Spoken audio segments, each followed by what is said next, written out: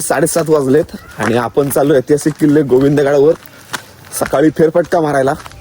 रानकोंबड्या होत्या त्या ठिकाणी. काय जबरदस्त नजारा आहे खरंच. Wow wow wow.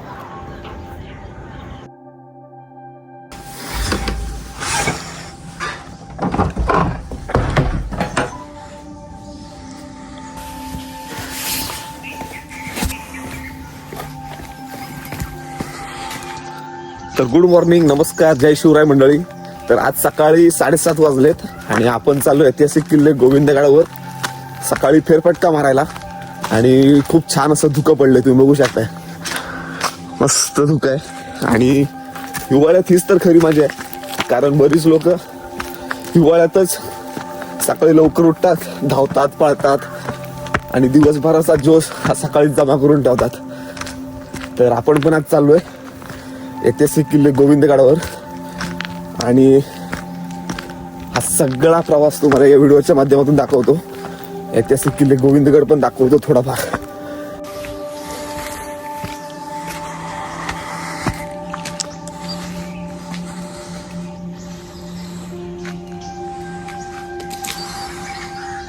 एक सेपरेट व्हिडिओ करूया गोविंदगडावर.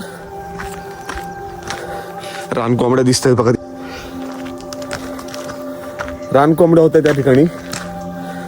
आपण गेल्यावर ते पळाल्या.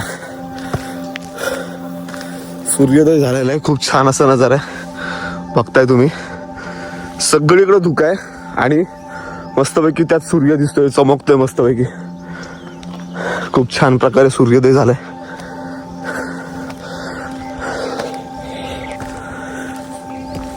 इथून रानकोंबड्या आतमध्ये गेल्या.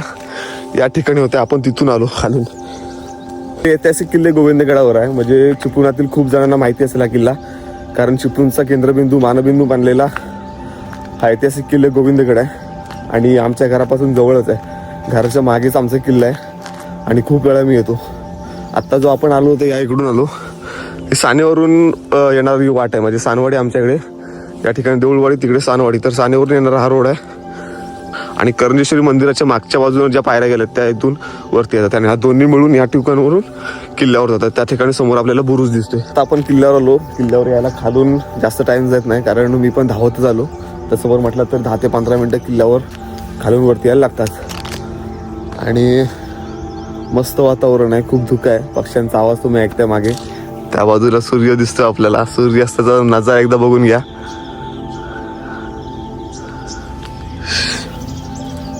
चला आता पुढचा प्रवास चालू करूया. छत्रपती शिवाजी महाराज की जय.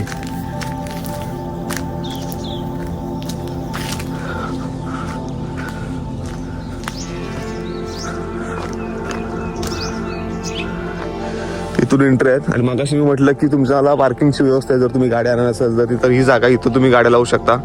खालून तो रोड येणार आहे वरती आणि इथं तुम्ही गाड्या लावू शकता.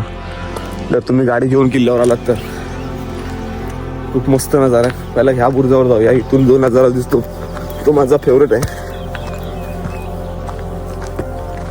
वाव, सगळा धुका दिसतंय. सगळा धुका आहे, टोटली धुका आहे सगळं. तुम्ही नजारा बघू शकताय. काय जबरदस्त नजारा आहे खरंच. Wow wow wow. गळकोट धक्क्याचा नजारा इथून दिसतोय किल्ल्यावरून. वाव, काय नजारा आहे.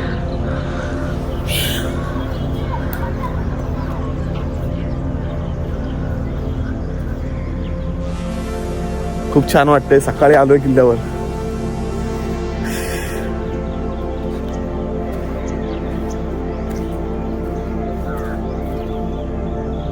इथे किल्ल्यावर तुम्ही मित्रांनो बघू शकता, ही ओतीव पद्धतीची तोफ आहे आणि ज्या किल्ल्यावर सगळ्या तोफा ज्या आहेत त्या सगळ्या ओतीव पद्धतीच्या आहेत. इथं पण तुम्हाला तोफ दिसते.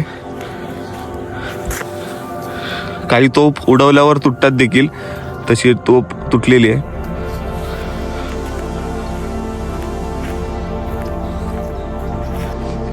एक बांगडी तोफ म्हणून आहे, ती त्या बुरुजावर आहे. नंतर आपण जाताना बघूया. खूप नजारा जबरदस्त आहे मित्रांनो, लय भारी वाटते. Wow wow wow wow.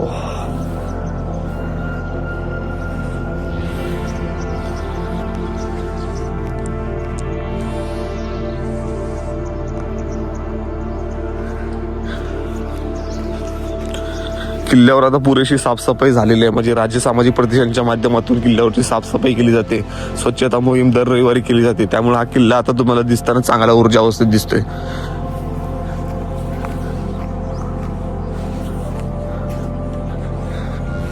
तिकडे रेडजाई देवीचं मंदिर आहे. ही सदर आहे. तो एक उत्तर दरवाजा म्हणून त्या बाजूला आहे. किल्ल्याचा पूर्वीच्या काळातला मेन दरवाजा होता उत्तर दरवाजा, तो त्या ठिकाणी. ऐतिहासिक किल्ले गोविंदगडाबद्दल जेवढं आपण बोलू तेवढं कमीच आहे. आपण काय करूया, एक सेपरेट व्हिडिओ आपल्या किल्ल्यावर इतिहास सांगणार एक सेपरेट व्हिडिओ आपण बनवूया. कारण किल्ल्याचा इतिहास 5 ते 10 मिनिटात लगेच आपण सांगणं तसं कठीण आहे. जी त्या किल्ल्याच्या संदर्भात जी मोठी लोक आहेत ज्याने अभ्यास केलेला आहे, तर त्यांच्याकडून आपण माहिती घेऊ. आणि जेवढी मला अवशेषांबद्दल जेवढी माहिती आहे किल्ल्यावरची, तर तेवढं मी व्हिडिओच्या माध्यमातून सांगण्याचा नक्की प्रयत्न करेन. एक किल्ल्यावर सेपरेट माहितीपूर्ण व्हिडिओ आपण करूया. आणि त्यानंतर जी किल्ल्यावर स्वच्छता मोहीम केली जाते ते देखील तुम्हाला व्हिडिओच्या माध्यमातून मी दाखवेन. त्यावर देखील आपण एक स्पेशल व्हिडिओ करूया. आज आपण आलोय किल्ल्यावर जस्ट फिरायला. सकाळचा मॉर्निंग वॉक करायला आपण किल्ल्यावर आलोय. सकाळचा फिरायला आलोय किल्ल्यावर, तर त्याचा आनंद घेऊया. खूप मस्त थंडी आहे. थंडी ही गुलाबी का असते, थंडीला गुलाबी का म्हणतात, कारण गुलाबी थंडी असते. तर पावसाळ्याला वेगळं काय नाव असेल, हा प्रश्न मला पण खूप वेळा पडलाय की थंडीला गुलाबी थंडी का म्हणतात.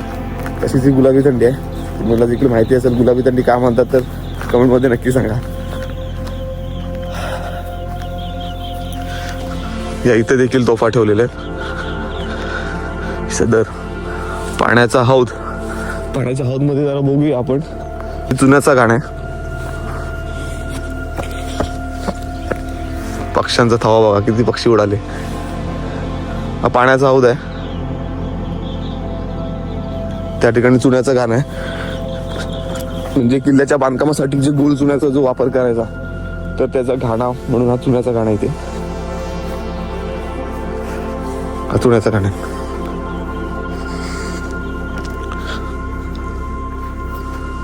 प्रतिष्ठानच्या माध्यमातून असे बोर्ड लावण्यात आले. हा जर तुम्ही स्कॅन केलात तर त्याची माहिती देखील तुम्हाला मिळून जाईल.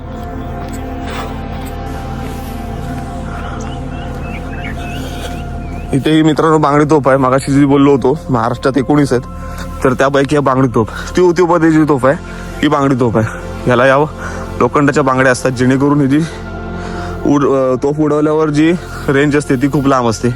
असल्या तोफा महाराष्ट्रात 19 आहेत आणि त्यापैकी एक आपले ऐतिहासिक किल्ले गोविंदगडावर आहेत. ती पद्धतीची तोफ आहे. भगवावरती फडकतोय मस्तपैकी.